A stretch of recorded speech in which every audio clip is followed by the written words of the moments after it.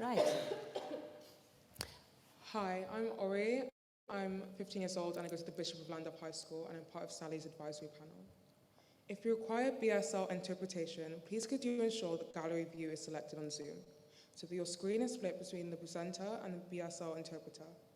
If you only see the presenter, you have your view on speaker view and it needs to be changed to gallery view. We also have simultaneous translation available for the event today, for anyone who needs the translation service from Welsh to English. Please could you click on the globe icon on your PC or iPad and click the English function. Then you should be on the translation view you need for the event. Now Elena is going to give a quick check and say a few words in Welsh. Very good afternoon to you. I hope that the interpretation is working. Hi, I'm Elena and I'm a pupil at Ysgol Gyfun Gwyr in Swansea. I'm a member of the Children's Commissioners Advisory Panel, and our role as an advisory panel is to provide advice to Sally on decisions that affect children and young people in Wales and to represent the voice of young people in Wales in decisions that have an impact on them. I'm now going to pass to another member of the advisory panel who's going to tell you a little more about our work. Hi, I'm Morgan, and I'm also a member of the advisory panel. I'm a sixth form pupil at Ysgol Tryfan Bangor. I've had numerous opportunities through my work with the advisory panel, and an issue of great interest to me is the criminal justice system and how policing works across the country.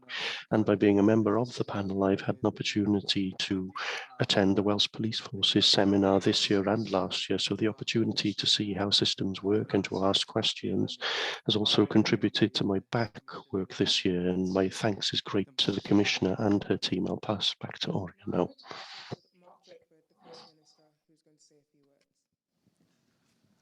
Wel, Ori, diolch yn fawr. Diolch am y cyfle wrth gwrs I siarad. Thank you very much. Thank you for the opportunity to speak this afternoon. Always been fortunate in our children's commissioners. From Peter Clark in the very first commissioner term right up until the present day. And that, I think, makes the job of becoming a children's commissioner even more daunting than it would be in any case, because you know that you're following on from people who have developed the job, done an enormous amount with the opportunity that it provides. I think nobody has had the experience of 7 years, however, with quite the challenges that Sally has had to face during her tenure. Whether that is the shock of Brexit and everything that it did for intergenerational tensions here in Wales. I remember very well being out on the steps there the day after the referendum result with a group of young people who'd gathered outside the Senedd to express their dismay at what they believed that decision would mean for their own futures. And that created a very challenging context for the work of the Commissioner here in Wales, to be followed, just as we thought we'd began to come to terms with that, by the impact of the global pandemic and everything that that has meant for us here in Wales. And it has certainly meant an enormous impact on the work of the Commission, and an additional challenge in making sure that the voice of young people is not only heard and amplified, but that it reaches out to all those young people who otherwise would struggle to get their story told. And I think it's been a remarkable part of the achievement of Sally's tenure as the Commissioner here in Wales, that despite the fact that every one of us was learning every day how to deal with the impact on our working lives of being caught up in a pandemic, that the office has succeeded so fantastically in making sure that at a time when the impact on the lives of young people has been so profound, that they knew they had a place where they could go, not simply to be listened to, but to be heard, genuinely to be heard. Over the 7 years of the current post holder, there have, as ever, been a series of important milestones in the lives of young people here in Wales, whether that is the meeting of the first Youth Parliament, which has been a really important and increasingly embedded part of the way that the Senedd itself operates, whether it was the extension of votes to 16 and 17-year-olds and everything, Sally, I know you did to make sure, again, in the throes of a pandemic, that we were making sure that young people understood the opportunity that was there for them to shape the future of Wales through the votes that they could now cast at the ballot paper, or whether it was in the abolition of the defence of reasonable punishment, a genuinely important day, a sign here in the Senedd of what a progressive nation can do when we're determined to tackle some of those issues that really matter in the lives of our young people. I was thinking, as I was coming over here, about what you might say has particularly marked the enormous success of Sally's period as Commissioner. And if I had to just pick one idea, and there are many that you could pick, then I think for me it would be the sense of impact that the Commissioner's office has had during these 7 years.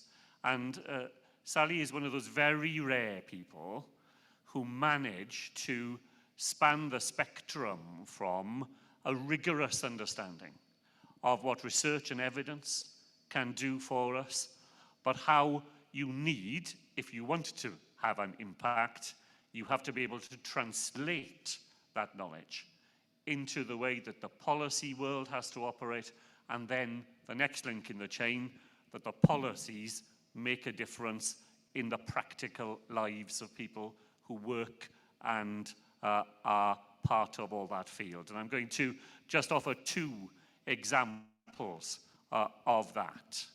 The first is in relation to the cost of the school day. From the early part of Sally's time as Commissioner, she has really shone a light on the way in which, despite the fact that we have free and universal education, it isn't an equal playing field for young people who come through that school door. Some people come through the door already well-resourced. They have people behind them who can put their hands in their pockets. They have experiences that they're able to take for granted, and they know how to speak up sometimes on the things that matter the most to them. And then there are other young people who come through that same school door who have none of those things in their lives. And the cost of the school day, which for so many families is something you can just factor into the way you plan your week, for other young people are a series of real hurdles in the way that they are going to make their way through from Monday to Friday. Only a couple of weeks ago, my colleague Jeremy Miles was able to announce another £100 for the grant that we make to help with the School of the Cost Day. But in the time that Sally has been Commissioner, we've gone from having 1 school year able to benefit from that, then we double that to 2 years, then we double it to 4 years, and now it's available in every year of a young person's career here in Wales. And without the Commissioner, and without her determined advocacy of that cause, the evidence that she assembled, the voices of young people that she was able to add to that lived experience, that would not have happened. And here's my second, and this hasn't happened yet, and it's going to need to go on being a work of determination. We are going to eliminate the use of private profit in the care of looked after children here in Wales. And that will be a struggle because there are many difficulties along that path. But the reason we set out on it was because of the power of the testimony that Sally was able to assemble, the voices of young people themselves who are in that position, who so powerfully said what it was like to be the object of a system in which you believed that your future was being tendered out to the lowest price that the market could provide. And we will make sure that over this Senedd term, we will take that testimony absolutely seriously and do everything we can to produce a different system here in Wales. There's no tidy ending to the job of a commissioner. The 7 years end when they end, and Sally's term ends just as 2 other major challenges are on the doorstep of young people. The cost of living crisis that will bite so deep into the lives of so many people. The UK government's own figures say that the policies that they are pursuing will result in 500,000 more children being in poverty over the next 2 years than would otherwise be the case. And that will dig deep into the lives of many young people here in Wales. And elsewhere in the world, we see the absolutely devastating impact that the war in Ukraine is having on the lives of children and young people there. And here in Wales, we look forward to welcoming those people who make their way to Wales, who will look to us to provide a sanctuary for them where they can regroup, sometimes rebuild, and in many, many cases, look for the opportunity to return to the land that they have had to flee. The work of the new commissioner will be very important in both of those causes. She couldn't have a stronger platform than the one that the current commissioner will leave behind. Sally, diolch yn fawr.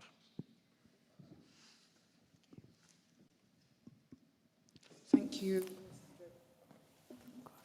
Thank you, Mr. Drakeford. And now introducing Sally. Diolch i'r Prif Weinidog. Well, thank you to the First Minister and my Youth Advisory Panel for your words. This lecture in English, but I'm going to start with a few personal words in Welsh. So, yn y darlith yma heddiw. So in this lecture today, I'm going to be discussing the lives of children and people in Wales over the past 20 years. It's going to be a whistle-stop tour, so I apologise now if I leave out anyone's favourite period or any part of legislation that affects children. This is my interpretation, and I'm sure yours would be very different. It is quite a personal journey for me. My daughter and 2 sons are children of devolution, with the first having been born in 1996 and the third in 2005. My middle son, Gareth, was born when the new Welsh Assembly was just 4 months old. They have all grown up in a devolved Wales. But what has devolution delivered for them and for the other young children in Wales, including my advisory panel? There are over 1 million children in Wales who have spent most of their childhood in a devolved Wales. So that's what I'm going to be discussing today. And this is what I'm going to talk about. We're going to have a whistle-stop and very selective history of devolution and children's rights here in Wales. And I'm going to discuss at the end of my term now what's still to be done, what I think is on the to-do list still, at both the Welsh Government level, but also at a Westminster level as well. I'm going to talk a bit about whether devolution has changed outcomes for children in Wales. And then I'll conclude by going back to the question of my lecture, what has devolution done for children in Wales? And there'll be a chance to answer a few questions or commentary at the end. So what I've done is I've broken up my commentary into the 3 periods covered by the 3 children's commissioners. I am indeed the 3rd one, and we all serve a 7-year term. So The first elections to the Welsh Assembly were in 1999, and for nearly all of this period, up to 2008, there was no separation between the Welsh Government and the elected Assembly. It was known as the Welsh Assembly Government, the WAG. And it had no primary legislative powers, which meant that, you know, it couldn't pass laws on its own. The WAG had to get Welsh-specific legislation into the Queen's speech or clauses within UK legislation. So I think throughout today, it's worth us remembering just how young in the history of a nation our devolution, our devolved system of governance is, and how the gradual acquiring of enough powers to make the kind of differences to children that are just really sorely needed have been acquired much, much more recently. And today I'm going to be exploring whether those devolved powers have actually gone far enough. So what happened to children, or for children, in this period up to 2008? Well, there was a really early commitment to changing things for the better for children, and there was a big early commitment to children's rights. There was a subcommittee of the Cabinet chaired by the FM Rhodri Morgan, all about children, which was good for that cross-governmental join-up. The Welsh Assembly Government had little power, actually, compared to the second decade of its time, but relatively good funding compared to the second decade of its time, which led to some policies that children growing up in this period or being born in this period, like the 3 young people who have introduced the session today, they would have started to experience, like the foundation phase, learning through play until the age of 7, free breakfasts in school, free swimming in the holidays, and Funky Dragon, which was an early attempt to have a national system to listen to children's views. And the Welsh Assembly Government did also, what's interesting is what they didn't do. So they opted out of some of the English changes that were underway at that time under a Labour government, academies, league tables and SATs. So early on there was a different path on education, and that has been, you know, under hot debate ever since. There was also an early commitment on something that they didn't have the power to do yet, which was the removal of the defence of reasonable punishment, popularly known as the smacking ban. They didn't have the power to do that. They did do it in childcare settings, but they didn't have the power to do it in the homes. And, you know, what is interesting to me is that Julie Morgan, who was the minister who took that legislation through the Senedd a couple of years ago, was at that point an MP in the Blair government, and she voted against the whip there to try and get it brought in for England and Wales, and later on voted against the whip here when she was an Assembly member, along with her colleague Christine Chapman. And again, suffered consequences for that, but, she kept up that brave pushing for that important right throughout till we got there. So in the meantime, in the new Assembly's first year, they received the Waterhouse report, which was a really shocking report on child abuse throughout North Wales in children's homes. And that was the start of the journey that set up the legislation for our office in 2001. So our office was set up by Peter Clarke with no precedent. There were no other children's commissioners in the UK. There were no other kinds of commissioners in Wales. Very sadly, Peter battled with cancer and died towards the end of his term of office. But he left behind some really notable achievements, especially the Clwch inquiry, which looked into child abuse in a school in South Wales and led to some significant changes for protection of children in schools.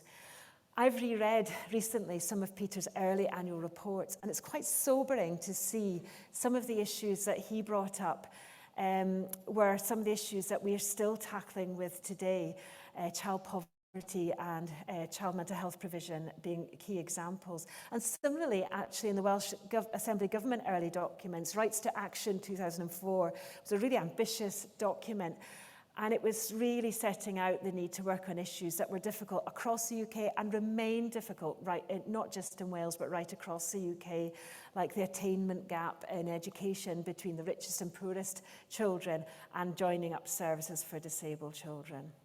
So towards this end of the period, the Welsh Assembly and the Welsh Government became separate entities. So how did the next 7 years go?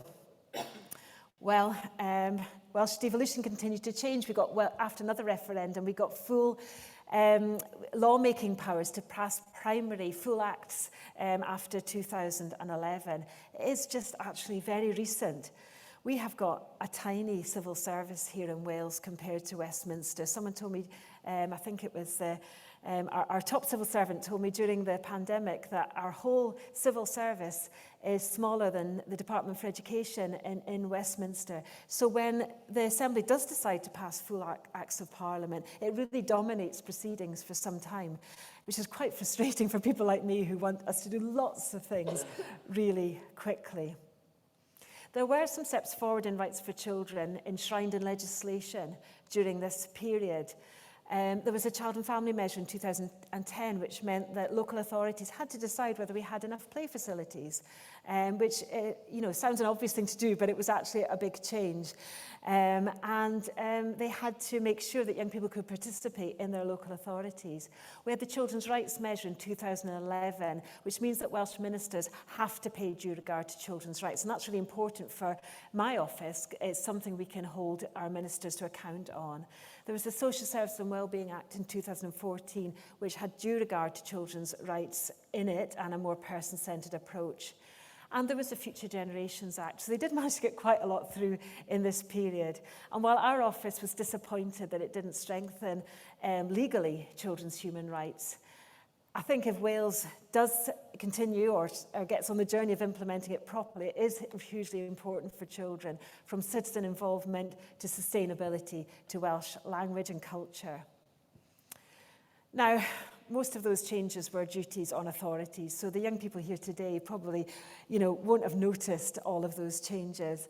But two things became in the law that actually you probably will have noticed. One is, and you may not have realised that they weren't there before, one is having to have school councils in every secondary school, and the other was having to have school counselling.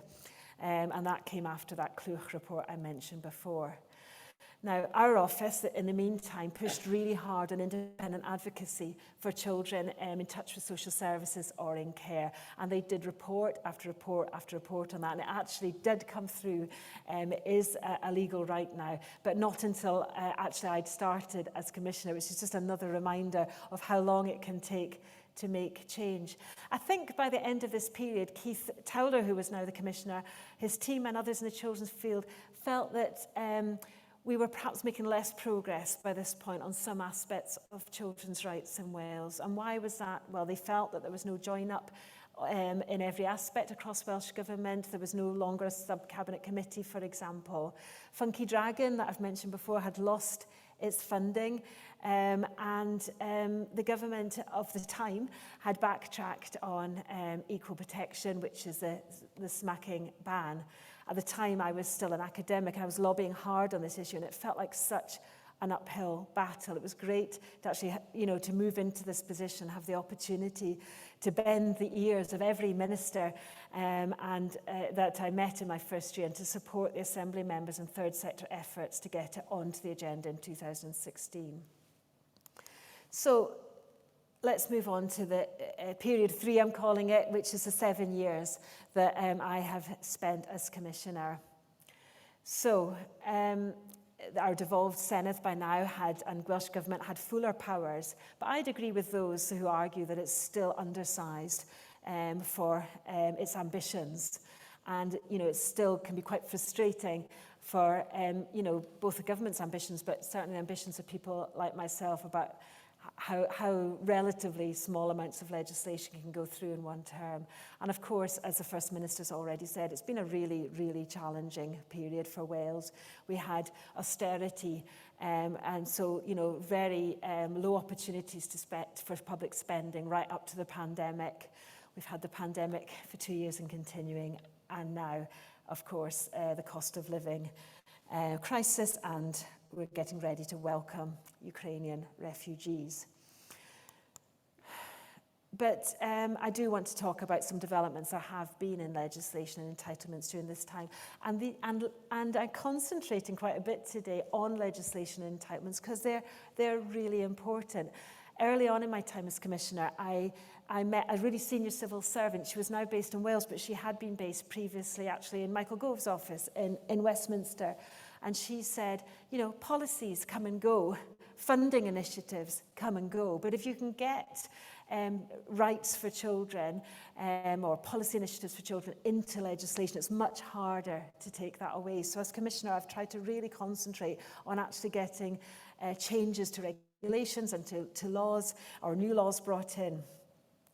So here are some of the changes that I've very much welcomed. We've already heard about votes at 16. I think that 2 of the young people here today had the chance to vote in the Senedd elections in May, and hopefully all 3 of you in the next set of elections next month. We've already talked today about the removal of the defence of reasonable punishment, the smacking ban. At last, it actually came through in terms of enactment just 2 weeks ago, so just as I've come to the end of my term. I feel it was a close call because in my first fortnight, I think it was, as Commissioner, I was at an event to open the Children's Hospital in the Heath, and I was stood next to Julie Morgan, who I've already mentioned today, who was a backbench Assembly member at the time, and I said to her, really rashly looking back, that I'll feel I've failed as Children's Commissioner if I can't, along with others, get this through in my term, and we've made it by 2 weeks, so that was a close call. The last Senedd term, I think, was education, education, education. Now, the First Minister, who's still here, was apparently the author of the Clear Red Water document, which distanced our government a little from the Westminster government of the time. So you may not appreciate me invoking Tony Blair's calls on education, education, education, but that's how it's felt. It's been an important one for education. We've had the Additional Learning Needs Act, which, again, when we have the opportunity to implement it properly, we should put children's rights and children's a child-centred approach at the core of how we support children with additional learning needs. We've had the Curriculum and Assessment Act, and that's got lots of important things within it. Every child now will have to learn about healthy relationships and sexuality education before parents were allowed to withdraw them from that, and they'll learn about that in a developmentally appropriate age right from an early age. There are new requirements about children learning about their mental health, but also being in an environment that supports their mental health. There's going to be more emphasis on diversity in the curriculum. So our curriculum actually represents Wales that is now and has been historically. And children will learn about their human rights and other people's human rights right from the get-go, which, as you can imagine, I'm thrilled about. Another thing that's important to me in my role is that we've passed statutory guidance on tackling bullying. And that's important to me because in my first year, I went out with my team and listened to thousands of children and young people and adults too about what I should shout out about as Children's Commissioner. Children put bullying at the very top of my list. Adults put it at about number 5. And I think it just shows about how important it is to listen to children directly and hear about their experiences, which adults may belittle or not take as seriously as they should. Beyond education, there's one other particular new entitlement I want to mention that I'm really pleased about, and that's the exemption of care leavers from paying council tax. And I'm pleased about that because early on in my term we highlighted the poverty that care leavers experience. I'm going to come on to what I think is sometimes a bit of a potential implementation gap in Wales between legislative intent and the actual experiences of child citizens. But for now, I do want to acknowledge and note that these measures in themselves that I've mentioned just now, I think substantially increase children's rights and entitlements under the UNCRC, and I'm proud of the role my office has had in making that happen. I want to mention a few things that aren't in legislation, but have actually been significant, I think. Mostly positive, although I'm going to mention 1 or 2 things that I think have been less positive. We've already heard about the Youth Parliament. I love the Youth Parliament. We're just about to have the second sitting. Elena, who was speaking earlier, is also a member of that Parliament. I really like the fact that it's moved us on actually from Funky Dragon, which, you know, was pioneering of its time, to have something that's integrated in the Senedd, sponsored by our Llywydd, by our speaker, and is much more representative of the Wales population actually than our elected members are. I want to mention mental health and well-being, because most of the changes in that haven't been in legislation but have been in policy. My team and I have spoken a lot about the frustrations that children and their families can experience often in knocking on door after door to try and get the help they need, waiting in long queues, and then often being told they've come to the wrong door all along and they don't fit into the services that are there. I think that, you know, there've been some fantastic work done by some of our leading clinicians, by our committee here in the Senedd, our Children's Committee, by young people themselves and parents and carers to really shift that narrative over the last few years. And we know that we know now that you know, that we shouldn't just be trying to reduce clinical waiting lists. It is important that we do that, but it's definitely not the only way forward. So I'm pleased that all of our regions of Wales are now working on a framework we call NEST, nurturing, empowering, safe and trusting, and that is where all our services should join together to provide the right services for children in the right places and at the right time. We're not there yet, but I'm pleased that we at least have changed our understanding of all of this.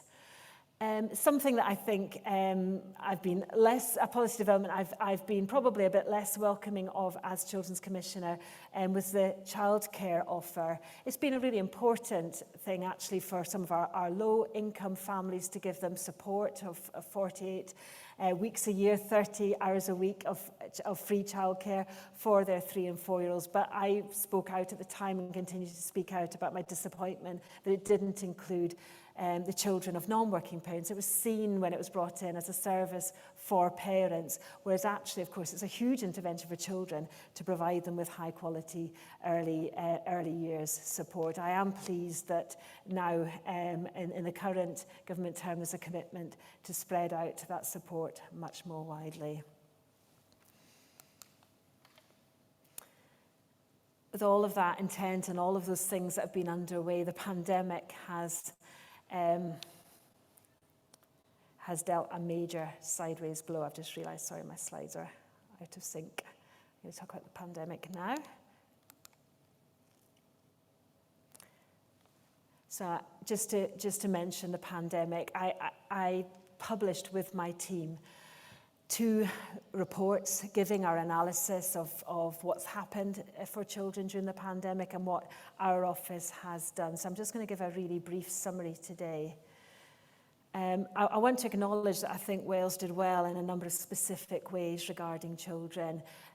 We were very early off the mark to give a free school meals provision to children who were having to study at home very suddenly, and over the holidays as well. That was a very early decision, and it is the highest level per week per child in the UK.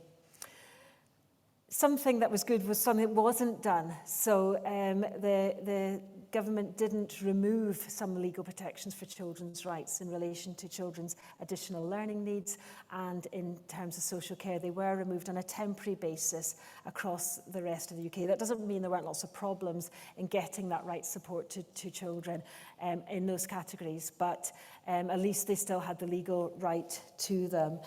And the First Minister has already mentioned the huge efforts of my team to listen to over 40,000 children during the pandemic.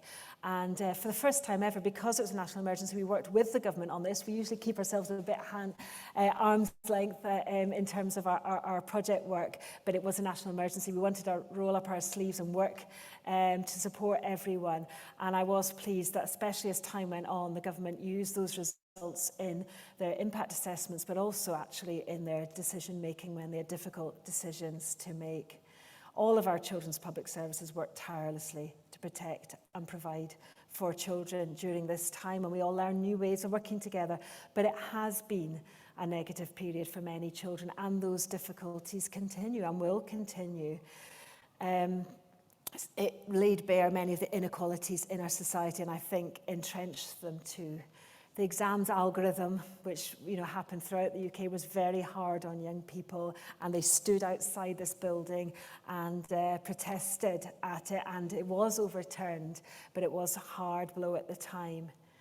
I don't think there's any consensus, and the UK inquiry will look into this, as to whether the right decisions were made throughout the pandemic on school closures and other services. And I would say that if you look at my inbox and my social media feeds, that population is fairly split on this. But our surveys have shown that most children wanted to do the right thing to protect those around them and to protect the nation, whilst desperately missing school, friends, activities and everything. But I'll never forget, in our first survey, a boy in primary school age from North Wales who said, "I'm really worried about catching the virus, passing it on to my mum who works in a nursing home, and that might kill some people." So, I mean, that psychological burden that children carried was really tough, but they were really keen to do the right thing, but it did get harder, especially in the second lockdown. I don't think in Wales yet we've grasped some opportunities to do some things differently going forward. I would really like us to grasp the opportunity with both hands to think differently about exams. I think there's better ways, and we've learned that during the pandemic, to log the progress of all of our young people, their knowledge and skills, that don't exclude thousands of young people each year. I'd really like us to be bolder in how we do this with the new curriculum. So I think that in terms of what we do next, a huge investment is going to be needed to support children and young people to recover from the ongoing impact of the pandemic. Analysis has shown that Wales's school recovery money is the highest in the UK per head, but it's absolutely dwarfed by spending in the United States and the Netherlands. In the Netherlands, it's 5 times per head per child or young person. I think we need to concentrate on implementing and adequately funding ambitious policies and legislation.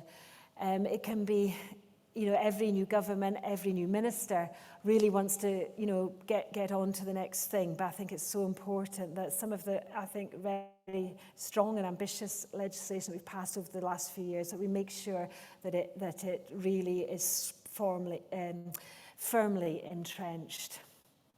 I think we need to strengthen regulations to ensure that children who are home educated get all of their rights and the support they need to flourish. I'd love to see free public transport for children and young people. I remember meeting some sixth formers in Anglesey and Ynys Môn telling me that their bus fare to their Saturday jobs in Bangor took up about the first hour and a half of their very lowly hourly pay. I want to see child-friendly communities everywhere, with play as a priority and clean air for our children to breathe. I think we might need to be radical as a nation in terms of things like congestion charges. It's not politically very appetizing to do, but it's made a big difference to the air that children breathe in London, for example. And we've got that example to follow. And that would allow children to move around their communities and to play outside more freely. The Welsh Government has made lots of really positive statements about their commitment to human rights, even in the last week, but definitely over the last few years. And I would like to see more of that coming into our law, including incorporating the United Nations Convention for the Rights of the Child. We've worked with dozens of public services over the last few years to implement a children's rights approach, but it's voluntary for them at the moment. They're not required to do so. So initiatives can fade. Having the UNCRC in domestic law would strengthen the requirement on all of our public services, as it does on ministers at the moment. Now, the Welsh Government doesn't have control over all areas relating to children. Because I don't want to keep you all here when it's time for your cocoa and pyjamas, I'm only going to talk about 3 areas of non-devolved issues. Firstly, online lives. All of us, but especially children, our lives have been transformed by our experiences online over the last decade or two. It is currently a Wild West for children in terms of regulation. There's a potential for the online safety bill now to really strengthen children's rights to safety and privacy. So I hope to see it getting stronger and stronger as it makes its way through. Tax and benefits have a huge impact on Welsh children's everyday lives. A positive has been the national minimum wage, now the living wage. It's been a welcome development, I have to say, although it's not so good for under 23-year-olds who don't get it. But poverty and inequalities linked to low income underpin most of our uneven outcomes for children in education, in social care, etc. If we had a more equal society, then children's outcomes and everyday experiences would definitely improve dramatically. Now, the Welsh Government can and must continue to mitigate poverty through its grants and services.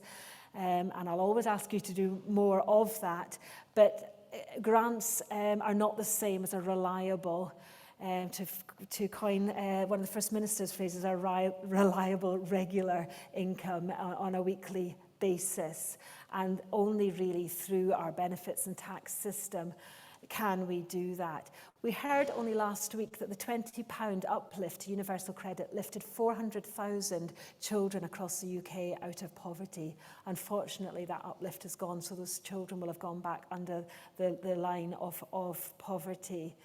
I've been very frustrated as Children's Commissioner about the 2-child limit on universal credit. Which child chooses to be the third or fourth sibling in a family? And why should they have less support for their everyday basic needs than those in smaller families? Child benefit, which the vast majority of families in Wales who have children receive, has gone up by less than £1 in the 11 years since 2011. It hasn't kept up with that post-war understanding that actually for that period of time when families have got children to look after, they may be working a bit less, they're going to have extra costs, then actually we should, the rest of us should support those families through child benefit. But we've kind of broken that link by not increasing that benefit with the cost of living rise. I'm fed up of waiting for those changes, and I would like to see now further devolution of welfare benefits along the lines that we've seen in Scotland. It's allowed Scotland to bring forward the Scottish child payments, which we expect will lead to a significant shift in child poverty in Scotland over the next few years. I think further devolution to Wales could pave the way to significant shift. Some people say that child poverty isn't all that real. It's not like it was in the 30s or in Victorian times. But we've found through our work, and we've all heard about it more recently as well, that children still can experience extreme hardship. I won't forget in one of our early reports, a girl telling my team that sometimes she couldn't go to school because she didn't have period products, and she would end up spending the day in the bath. I think that's a really shocking thing to hear in this day and age. In the current cost of living crisis, homes will be cold, or other basics like food will be missed. We must have a significant even if we get devolution, it won't come quickly. We need a significant increase in those. And the last area, non-devolved area, is youth justice. There have been some real gains in decriminalisation right across England and Wales. But the minimum age of criminal responsibility is so low here compared to most of the world at the age of 10. The Welsh Government has said they would increase it, and devolving youth justice would just make a lot of sense to align those services along with our other services for young people. So, progressive legislation and policies are one thing, but what about changes to children's everyday life experiences? I spent loads of time preparing for this lecture, looking at outcomes across lots of areas, wherever I could find with long-term data to look at change over time and in comparison to other UK nations. You would definitely be here till midnight if I told you about all the fascinating things I found. But I think the headline is that in most areas of children's everyday experiences, their experiences continue to be rather similar to those of the other UK nations on the whole, and it's a big generalisation. And if anything, what stands out is the difference sometimes to those experiences in terms of outcomes to other nations beyond the UK. So if we look at well-being to start, Wales's children's well-being is actually quite similar to other UK nations. It's a bit higher on some areas and a bit lower on others. But the whole of the UK is children's well-being tends to be lower than the rest of Europe, and particularly poor scores on happiness with appearance and feeling stressed about schoolwork. Child poverty, we often talk, don't we, about how child poverty in Wales is the highest in the UK. Actually, looking at it over time since 1999, Wales's rates have actually become more similar to the UK figures, although the change has been quite slight if you go from then to now. There's been some raises and lowering during that time. It was 3%. Wales's average was 3% higher than the UK in 1999, and it's 1% now. But if you look at the UK as a whole, as UK as a whole, we fare badly in comparison to other OECD nations. Look at education results. Oh gosh, there are massive debates on measures. I went down a real rabbit hole looking at all those methodological debates.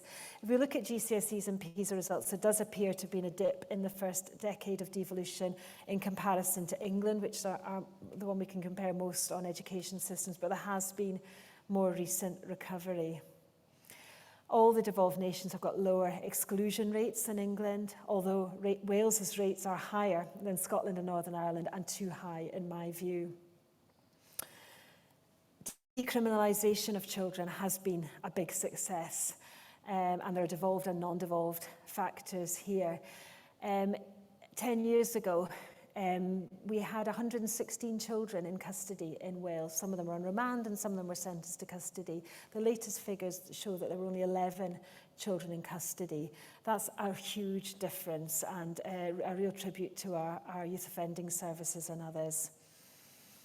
The last outcome I want to mention is our looked after children population, which has increased more rapidly than elsewhere. There are, Welsh Government clear plans, and local authorities are working hard to reduce those numbers, but it has risen actually very rapidly during my 7 years as Children's Commissioner. So overall, I think there are no clear trends of improvement to match the ambitions of those policy initiatives and legislation that I've gone through today, but at least not yet, because I think my earlier observation still stands. 20 years is a relatively short period in the life of a nation, although you might want to counter that by saying it's not a relatively short time in the life of a child. So, what has devolution done for children, and what more could it do? Well, it's been quite up and down over the last 20 years. The Senedd has gradually gained more powers, but it has had relatively less resources, has been through recession, austerity, and the pandemic since acquiring those more powers. I would contend that our children have made some important gains in their legal rights entitlements, and I refer you back to what I said earlier about how legal rights are actually really important because they're much harder to take away. And I don't think they would have had those because we haven't seen them, especially in England, but in every part of the UK, yet, at least not yet. Outcomes measures come with lots of ifs and buts and caveats and methodological problems, but I think the significant improvements we'd hope for from progressive legislation and policies haven't come through yet. So how can we shift from positive legislation, but relatively little impact on outcomes, to one where the outcomes for children in Wales look more positive in another 20 years? Well, with my team, we sometimes play rights bingo, We get children to put 5 fingers up in the air, and we say statements relating to the rights. We get them to count them off, and when they've counted off all 5, they can raise their fists in the air and say bingo. So I'm going to count them off on my fingers. I'm going to count off 5 things to finish. These are the 5 things that are on my wish list at the moment, and it's great to have the FM still here to hear my wish list. I'd love to see a real concentration on implementation and funding of all that progressive legislation that we've passed. I'd like to see a follow-up on all that positive human rights commitments that the government's made in statements by bringing in really strong human rights legislation, including incorporating the United Nations Convention for the Rights of the Child. I'd like to see further devolution in some areas affecting children. I hope I've made a case today for the further devolution of welfare benefits, and I hope that that devolution would then be used really in a really strong way to reduce child poverty.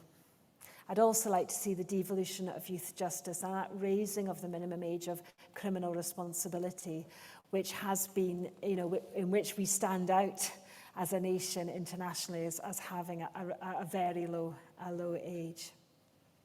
And my last one is, I think, as I hear every day about how children are feeling now and their current experiences, we need to treat the next few years as a continuing emergency for children and young people. We need to support them to recover from the pandemic and really put that emphasis on funding of our education and children's services to meet that national emergency. So, byddwn gorffen nawr. Diolch am y rando. Dwi'n mynd I gael cwestiwn. I'll conclude now. I think I am going to take some questions and comments now from my youth panel for the final 5 minutes. So, would you like to come up to the stage? Ask a few more questions. Ask a few questions. I don't know what you're going to ask, so let's see. Who's going to go first? I'll go first. A question from Sue. What's the best piece of advice for the new commissioner? Okay, a piece of advice for the next commissioner, I think, is just understand how long things take. So in my first year, we did a report about children in children's homes, and I made 4 clear recommendations for the government. And I was so pleased when the First Minister of the time, it was Carwyn Jones of the time, wrote back and said, we accept in full all of your recommendations. And I thought, yeah, job done, next thing.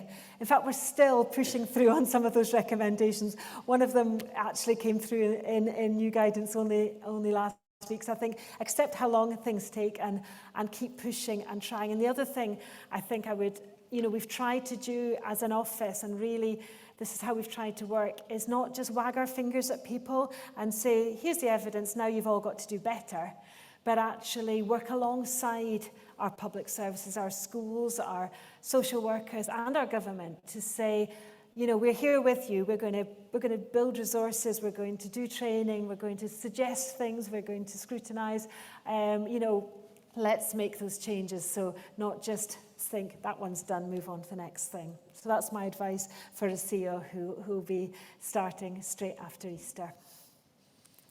So you discussed your wish list at the end of the speech, but there's a question from Thomas in Cardiff asking, if you could change one other thing about children's lives, what would it be? Oh gosh, I did put my 5 top things on my wish list.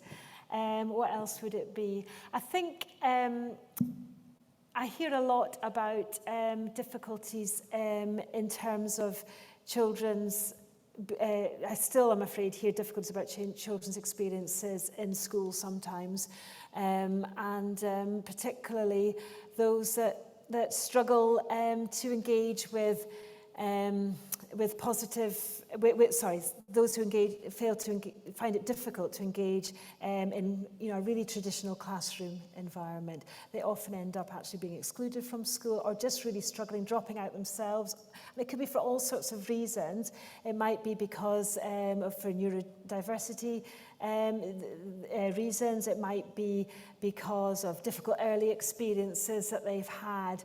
But I'd just really like every school to have the resources and support to have some of the great things I've seen in some schools and communities across Wales, like nurture units, so that young people have got somewhere safe and nurturing to be, and also some great alternatives to traditional schooling, like outdoor education, and just things that help people that find it really hard to sit in a classroom all day. So I could probably go on because I'm starting to think of lots of more things, but I'll stop now and let Morgan ask his question. Yeah, a question from Rachel. Can you see a time when the role of the Commissioner is no longer needed?